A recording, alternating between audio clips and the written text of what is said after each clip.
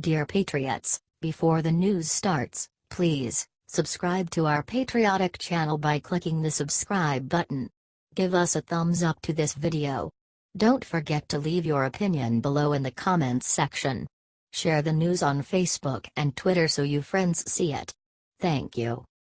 Trump greets journalist with a kiss. What happens next is insane. Katy Turr, NBC's former Trump correspondent, is coming out with a new book about her experience on the campaign trail. Inside, she makes a desperate attempt to cash in on her brief working relationship with the president. Trump's less than stellar opinion of Turr is well documented. During one campaign rally, Trump called Katy a third-rate reporter from the podium. At another, he gave the journalist one of his famous nicknames, Little Katy. Turr doesn't seem to care much for the president, either. In her new book, she includes a stunning passage that seems to accuse the president of something ridiculous. Before I know what's happening, his hands are on my shoulders and his lips are on my cheek, Turr wrote of a meeting she had with Trump. My eyes widen. My body freezes. My heart stops. The implication is pretty clear. Through coded language, Turr is desperately trying to evoke sexual assault. But all it was a friendly kiss on the cheek. It's a standard hello shared by many presidents, including Obama. Turr knows this and the media knows this, but they don't care. All they care about is feeding the lie that Trump disrespects women.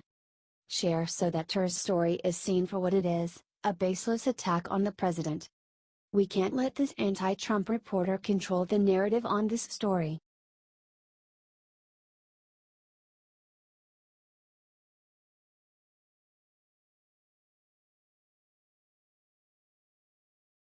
Sneak attack. McConnell put a nasty surprise in new debt deal that Dems are gonna hate. Y'all should know by now that I, Danny Gold, give credit when and where credit is due. And boy does Mitch McConnell deserve some major credit for that genius counter move he just pulled on the Dems today. Remember that debt deal the Dems made with Trump for hurricane funding? Well, Mitch slipped a little surprise in at the very end that they are not gonna be happy about. At the last minute, Mitch used his position as Speaker of the House to slip in a provision that bumps the debt ceiling negotiations back a whole year. That means Trump gets hurricane funding and the Dems got nothing worthwhile. Senator McConnell actually went and bragged about his big move to the New York Times. Since I was in charge of drafting the debt ceiling provision that we inserted into the flood bill, we likely, almost certainly, are not going to have another debt ceiling discussion until well into 2018. One of the advantages of being the majority leader is you control the paper, McConnell bragged to the Times. I wrote it in such a way that it does not prevent what is frequently done, which is the use of extraordinary measures. The minority leader and his team were trying to get us not to write it that way, but I did write it that way and that is the way it passed. Seems like this is a big win for Republicans who are hoping not to have more debt ceiling negotiations until after the 2018 elections. Still, President Trump has yet to comment on McConnell's move. If you all are glad that Mitch McConnell actually did something as the majority leader for a change, let him know it by getting this shared out on FB, Twitter, and whatever else you can think of.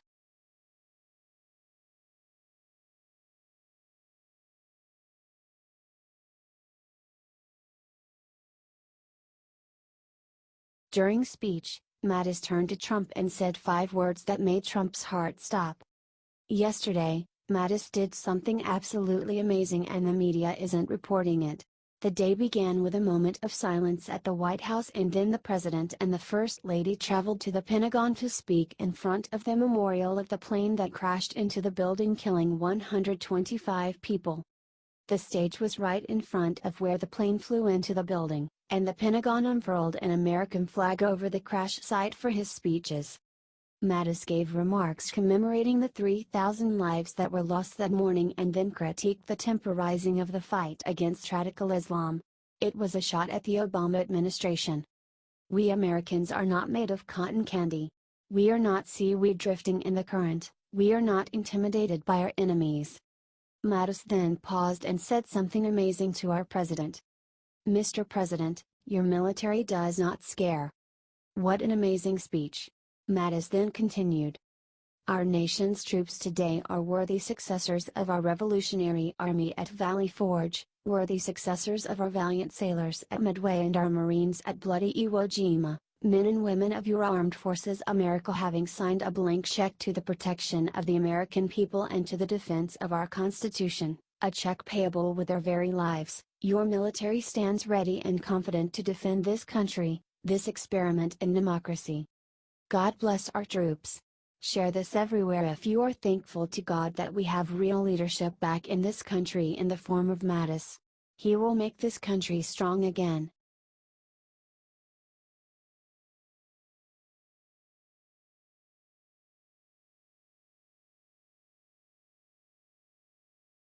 Reporter just asked Hillary if she kills people, suddenly all hell breaks loose. Conservative journalist Laura Luma asked Hillary Clinton a question that everyone has been wanting to know. She asked, "What happened to Seth Rich?" "Hi, it's so great to see you. Thanks for having me," said Luma. "So the American people would really like to know what happened to your 33,000 emails?" "Ha ha ha," Clinton said back. "What happened in Benghazi?" asked Luma. "Go read the book," answered Clinton. "What happened to the millions of dollars that was supposed to go to the people in Haiti?" Luma asked, referring to the millions of dollars in earthquake relief donations the Clintons were reportedly in charge of. "What happened to Seth Rich? What happened to your health, Hillary?" "You know what, I'm so sorry you believe things that are untrue," Hillary replied. "Read the book." After getting kicked from the signing area, Luma ran up to Huma and said the following. "Huma, it's so great to see you. When are you going to divorce your husband for texting underage girls?" Luma asked Huma about her husband, Anthony Weiner. Luma was detained by Secret Service after this for 20 minutes, according to Cernovich.com. They were worried that someone was trying to grab a strand of Hillary's career because of Martin Shkreli's $5,000 bounty open for it. Laura Luma previously questioned Chelsea Clinton at her signing about Johnita Broderick, who accused Bill Clinton of raping her.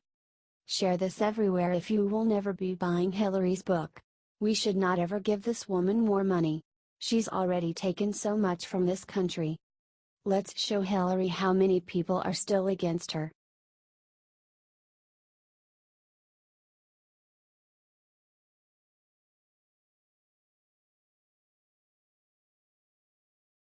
When anchor called Trump a white supremacist, Tucker Carlson blasted ESPN with the cold hard truth. Progressives have truly been ruining some fine American institutions, and ESPN is a prime example. The whole network has been hemorrhaging subscribers after a sudden hard left turn after being acquired by Disney. These are the same guys who wouldn't let an Asian American anchor named Robert Lee comment on a football game at the University of Virginia because someone might be offended. Yeah. They're that crazy. Now, what did ESPN do about this offensive tweet? Not much. The network released a statement the next day saying the comments on Twitter Jimmy Hill regarding the president do not represent the position of ESPN. "We have addressed this with Jimmy and she recognizes her actions were inappropriate." Oh, really? If she recognizes that her actions were inappropriate, why didn't she delete her tweet? In other words, nothing happened.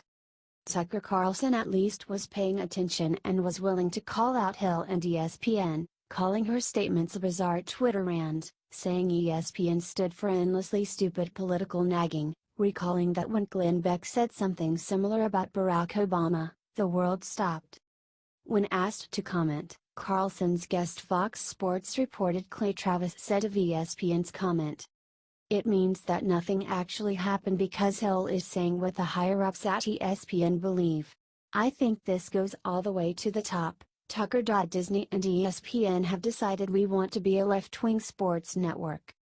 Boom. Said but true, folks. Another thing leftists have destroyed.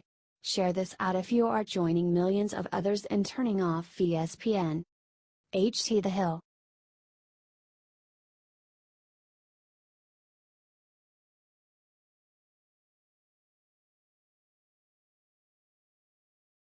Right when Tim Tebow met with World War II vet, he reached up to do something miraculous.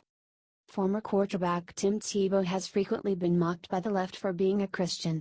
Tebow just lets it all roll off his back and uses that faith to do good works and serve his community. That kind heart and gentle soul was on display in full force on Monday, as Tebow, a Florida native, spent time in a hurricane shelter with evacuees of Hurricane Irma. One person he visited was extra special and elderly World War II veteran who seemed so happy to chat with Tebow that he brought out his harmonica and played a little tune. Tebow said the veteran totally uplifted his spirits, and from the look on Tebow's face when he's listening to the vet, you can tell he means it.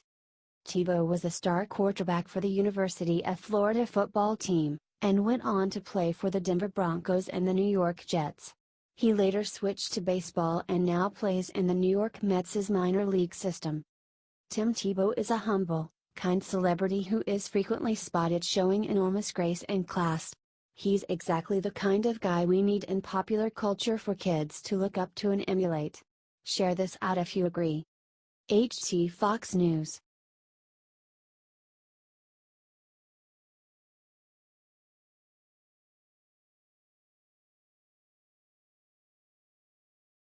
Busted Hillary Clinton lawyer Cheryl Mills just got crushed by karma like never before. A judge in Maryland just slammed Hillary Clinton's shady lawyers with a heaping spoonful of justice on Monday.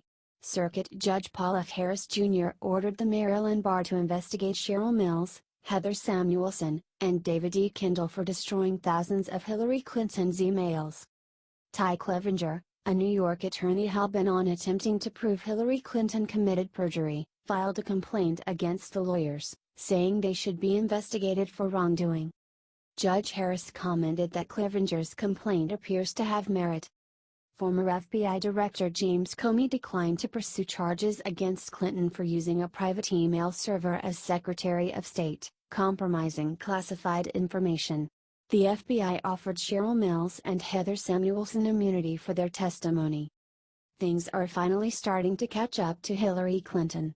The process is slow. She's a big fish to fry and she isn't going to get busted over just anything, even if the least thing she's done would put an ordinary person away for years and years. The evidence is piling up though, and we're here to document all of it. The lawyers are now under investigation. The truth will come to the light. The media isn't going to advertise this one, so share it far and wide, patriots. HT Fox News.